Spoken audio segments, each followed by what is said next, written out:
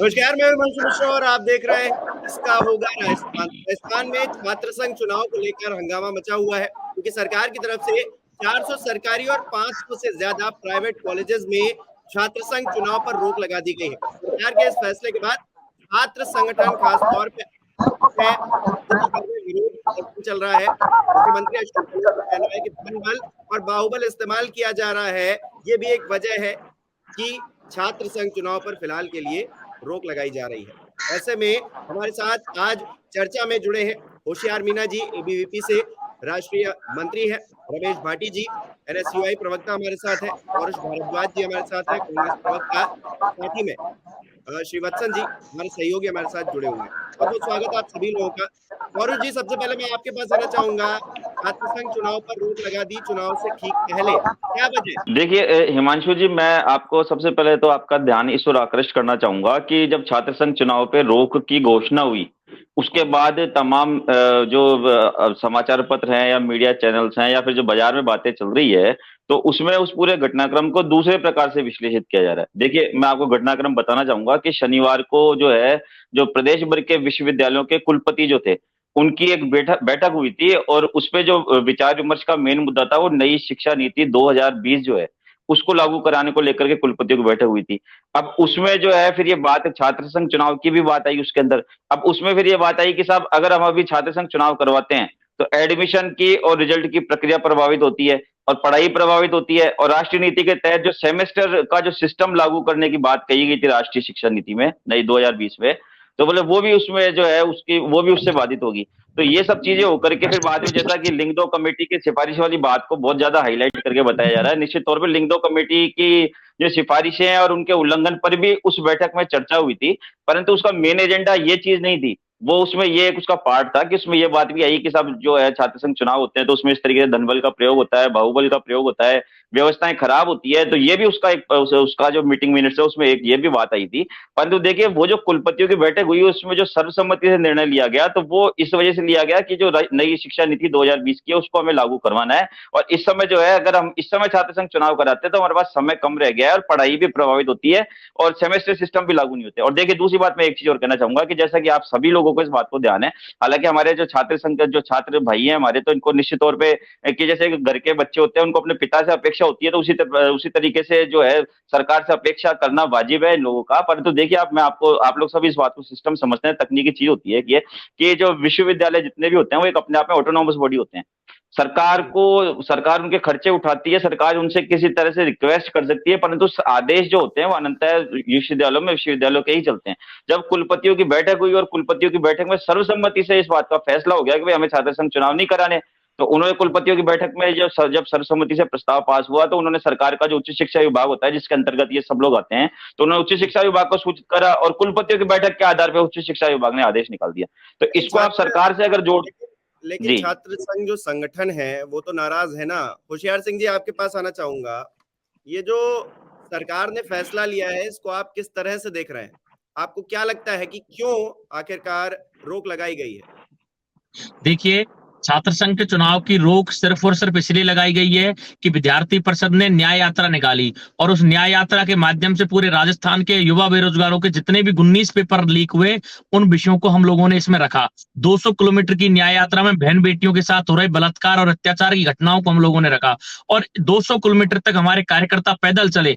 10,000 की संख्या में विश्वविद्यालय में 10 तारीख को बड़े संख्या में एक छात्रों का समूह इकट्ठा हुआ और छात्र हुंकार के नाम से हम लोगों ने बड़ा सम्मेलन किया, जिसमें मजबूती के साथ में सरकार में हो रहे बहन बेटियों के साथ बलात्कार, अत्याचार और पेपर आउट की घटनाओं को रखा गया। करौली की बहन, दलित बहन के साथ में जिस तरीके से बलात्कार किया गया, उसके चाचा को बुलाया गया, उसने कहा कि मेरी रिपोर्ट दर्ज इस शासन प्रशासन में नहीं हुई, जिसके कारण से आज मेरी बेटी मेरे साथ नहीं है।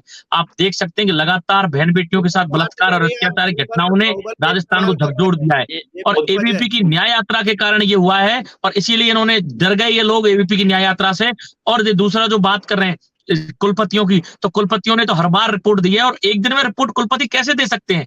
एक शनिवार को रिपोर्ट देते हैं और संडे को फैसला कर देते हैं। इसका मतलब कुलपतियों ने रिपोर्ट मंगाई गई है या ड्राफ्ट की गई है, तो तुरंत से तुरंत ये लोगों ने ये झूठा बहाना बना दिया कि कुलपतियों ने रिपोर्ट दिया। कुलपति तो हमेशा ही नेगेटिव रिपोर्ट देते हैं, तो सरकार 5 साल से चुनाव क्यों करा रही थी? भाई पिछले 4-5 साल से सरकार। दूसरा, लिंग 2 की बात आती है तो लिंग 2 के लिए छात्र संगठन हम तैयार हैं। आप लिंग 2 के हिसाब से चुनाव कराइए, हम बिल्कुल तैयार हैं। और जो छात्र नेता लिंग 2 के अनुसार नियमों का पालन नहीं करेगा, उसे डिबार कीजिए, उसे छात्र संघ चुनाव से बाहर कीजिए। या तो आप ये कहना चाह रहे हो कि आप छात्र संघ चुनाव कराने में आपका लॉ एंड ऑर्डर सक्षम नहीं है, या फिर आप ये कहना चाह रहे हो कि आप छात्र संघ चुनाव जो है जानबूझ के नहीं कराना चाहते। उनको पता है कि राजस्थान में, पूरे राजस्थान के एनएसयूआई का सुपड़ा साफ सभी विश्वविद्यालयों में जैसे पिछली बार हुआ था ऐसे इस बार होगा। इसलिए ये लोग डरे हुए हैं, ये लोग सहमे हुए हैं, और इनका डर इस बात से डरा हुआ है कि इन्होंने छात्र संघ के चुनाव पर रोक लगा दी है। इसलिए बहन बेटियों के सम्मान में, बेरोजगार पेपर लीक के सम्मान में विद्यार्थी परिषद हमेशा लड़ाई लड़ रहा था, और वर्तमान में भी छात्र संघ चुनाव को लेकर विद्यार्थी परिषद लड़ाई लड़ता रहेगा। ठीक है। रमेश भाटी जी, आपको क्या लग रहा है कि क्यों रोक लगाई गई है? आप तो एनएसयूआई जो है वो कांग्रेस से ही संबद्ध है, तो ऐसे में क्या लग रहा है कि क्यों रोक लगाई गई है? एबीवीपी तो कह रही है आपकी हार का डर है। मैं सबसे पहले होशियार जी के कुछ आरोपों का, कुछ बातों का जवाब दे देता हूँ, फिर अपन इस पर बात करेंगे। सबसे पहला इन्होंने कहा कि हमने न्याय यात्रा निकाली, तो भैया करौली से ही क्यों निकाली? जोधपुर से निकाल ना। जोधपुर में आपके कार्यकर्ताओं ने जो बलात्कार किया, कार्यकर्ताओं ने लगातार जो बच्चे के साथ, कोई भी कार्यकर्ता हमारा नहीं था, क्लीन चिट पुलिस ने दी है और स्पष्ट एफआईआर में मेंटेन कर रखा है कि गलत बात है, हमारा कोई कार्यकर्ता नहीं था। ये आप झूठे तथ्य पेश मत करो हिमांशु जी, ये झूठ बोलकर गुमराह करना चाह रहे हैं। मैं आपको ये मैसेज भेज दूंगा, ये बिल्कुल झूठ बोल रहे हैं। यदि विद्यार्थी परिषद का कार्यकर्ता था तो राजस्थान के मुखिया ने पूरे राजस्थान में जिस तरीके से इंटेलिजेंस लगाकर वो कनेक्शन हमसे स्थापित करने की कोशिश की, लेकिन हम लोगों ने बिल्कुल भी। आपको सबको पता है, कम से कम चुप हो गया ना। सुनिए पहले पूरी बात। दूसरी बात, जिस न्याय यात्रा की आप बात कर रहे हैं ना, विद्यालय के जिस कैंपस में, ग्राउंड में आपने सभा की, वो 2000 सभा का ग्राउंड था, वही नहीं भरा, कुर्सियां खाली थी, उसका बकायदा वीडियो चला है। आप कह रहे 10,000 लोग आए थे, कहाँ बिठाए थे भैया? 2000 का ग्राउंड है। पूरे विश्वविद्यालय में छुट्टी थी उस दिन, 10,000 लोग घूम रहे थे, पूरे विश्वविद्यालय में 10 छुट्टी थी। होशियार जी, मैं मेरे हिसाब से अपनी बारी में बोले ज्यादा बेटर रहेगा। आधी खाली तो लेने की जरूरत नहीं है आपको, ठीक है ना? पहले बात सुन लो पूरी मेरी। तीसरी मेरी बात, आप कह रहे हैं विश्वविद्यालयों में एनएसयूआई को हार का डर था। आप कौन होते भैया ये बताने वाले कि हम हार रहे हैं, आप जीत रहे हैं? पिछले बार मुझे एक बात बता दीजिए, राजस्थान विश्वविद्यालय में कब आपका कैंडिडेट जीता था? अंतिम कब जीता था? पिछले बार आपके कैंडिडेट को कितने वोट आए थे? चुनाव से सब पता है ना आप लोगों को। चुनाव होने वाले लगा दी गई। जानना चाहता हूँ।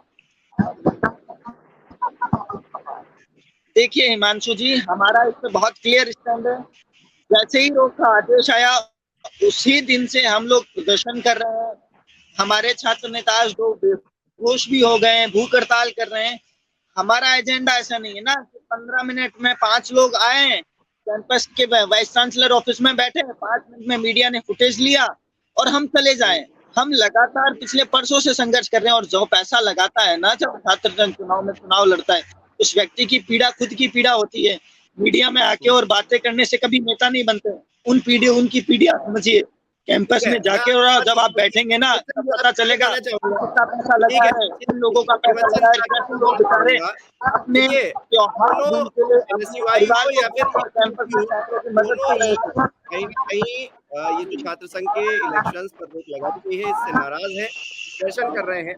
लेकिन क्योंकि कांग्रेस का भी पक्ष हमने सुना, वो कह रही है कि हमने नियम कायदे कानून के अनुसार ही चीजों को रखा है, चुनाव से इसका कोई लेना देना नहीं है। आपको क्या लग रहा है, लेना देना है कि नहीं विधानसभा चुनाव से ठीक पहले छात्र संघ चुनाव को रोक देना, उनके चुनाव ना होने देना?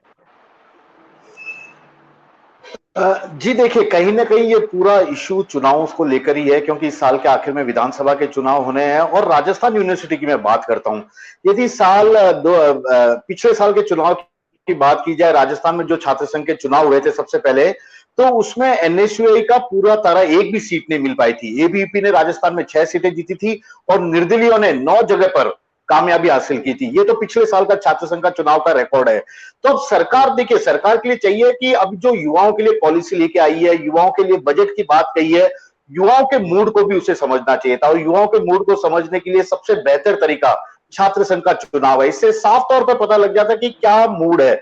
लेकिन सरकार यह भी बात अच्छी तरह से जानती है कि जब जब राजस्थान यूनिवर्सिटी की बात कर रहा हूं, जो सबसे बड़ी यूनिवर्सिटी है राजस्थान की, वहां पर पिछले 20 सालों में एबीपी सत्ता में आई, उस वक्त बीजेपी को सत्ता में आने का मौका मिला। पिछले साल 2018 में जब चुनाव हुए थे विधानसभा के, तो उस वक्त जब छात्र संघ के चुनाव हुए थे, उस वक्त निर्दलीय ने वहां बाजी मारी थी। इसका मतलब राजस्थान में भी इस वक्त निर्दलीयों के सहयोग से ही सरकार चल रही है। तो ये शायद एक कोइंसिडेंट है, और सरकार नहीं चाहती कि चुनावी मौसम में किसी तरह का छात्रों के बीच में मनमुटाव बढ़े, या छात्र किसी ऐसे मुद्दे को उठाए जिसने जो रणनीति तैयार करी कि सरकार ने उस पर असर डाले, और इसी कारण सरकार ने ये चुनाव नहीं करवाने का फैसला किया। और बीजेपी को भी यही डर है, वह सत्ता में वापसी का दावा कर रही है, मिशन 180 की बात वह कर रही है लगातार, उसके बड़े नेता। मिशन 180 अपने आप में बहुत बड़ा नंबर है, लेकिन बीजेपी को भी लगता है कि यदि छात्र संघ के चुनाव या उसके मुताबिक एबीपी के पक्ष में नहीं गए, तो उसका भी चुनावी समीकरण गड़बड़ा सकता है। तो कांग्रेस और बीजेपी दोनों ही इस साल के आखिर में होने वाले विधानसभा चुनाव में छात्र संघ चुनाव के नतीजों को लेकर कहीं न कहीं अपनी रणनीति के बनने बिगड़ने को लेकर चिंतित है। और इसीलिए राजनीतिक रूप से कहा जा सकता है कि सरकार ने कुलपतियों के रिपोर्ट को तत्काल मान लिया, जैसा कि आप कह रहे हैं 24 घंटे के भीतर मान लिया था, या 24 घंटों के भीतर मान लिया, जबकि इस तरह की रिपोर्ट एक दिन में कभी नहीं मानी जाती है। इसके लिए काफी एक लंबा प्रोसेस होता है, लेकिन कई बिंदु और भी है जिसके चलते ये पूरा फैसला लिया गया है। ठीक है पौरुष जी, क्या इलेक्शन का रिफ्लेक्शन नजर आ जाता कि विधानसभा चुनाव में छात्र किस तरह से रिएक्ट करेंगे, वो किस तरह से सोच रहे हैं, इसकी वजह से क्या छात्र संघ चुनाव को रोका गया है?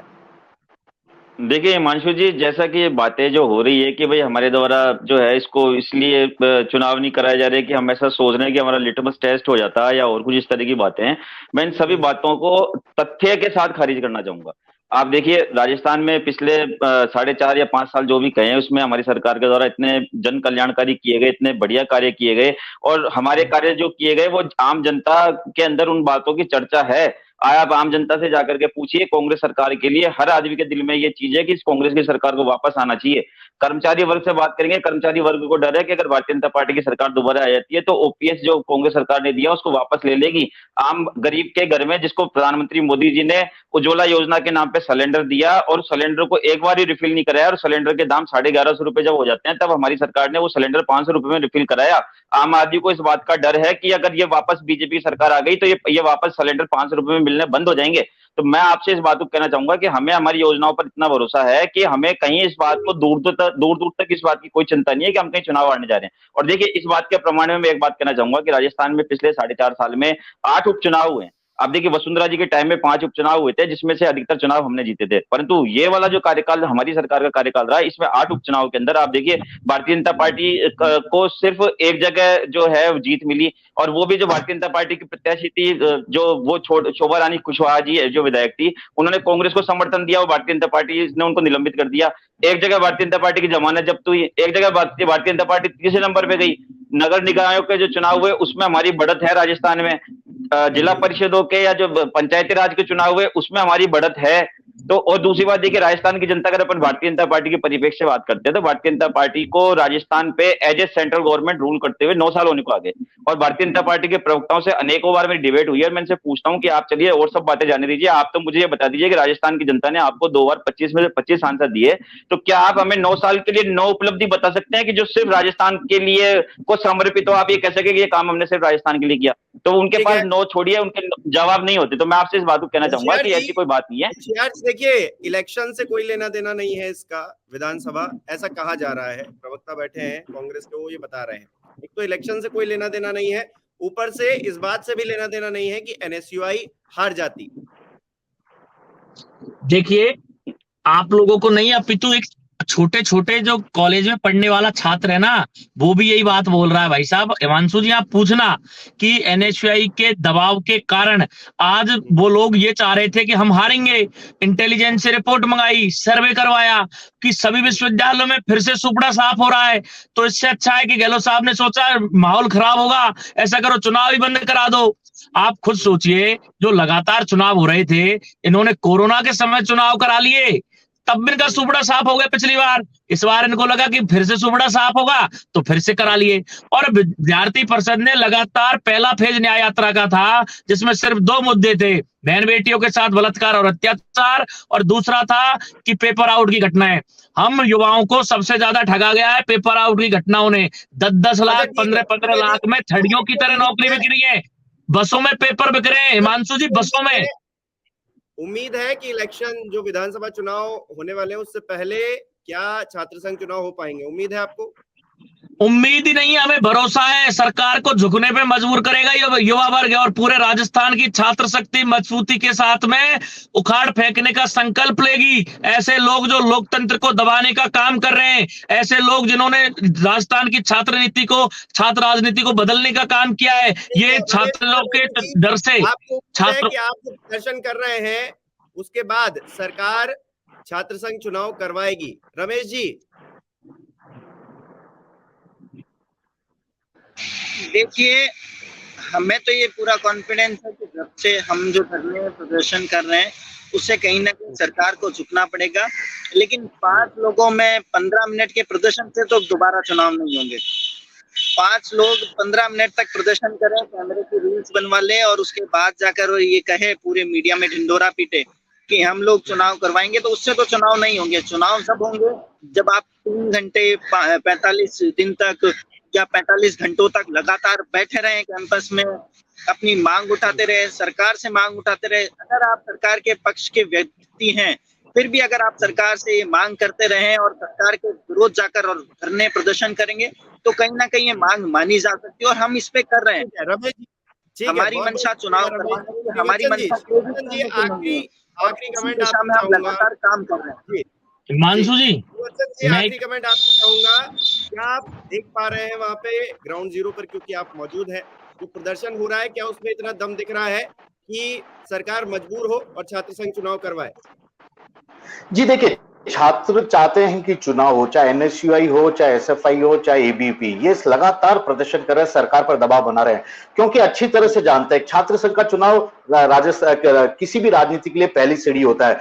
कई छात्र जो चुनाव के दावेदार हैं, वे इस कोशिश में है कि इस साल यदि चुनाव नहीं लड़ेंगे तो ओवर एज हो जाएंगे, अगले साल लड़ नहीं सकते। छात्रों से जुड़ी कैंपस की बहुत सारी समस्या है।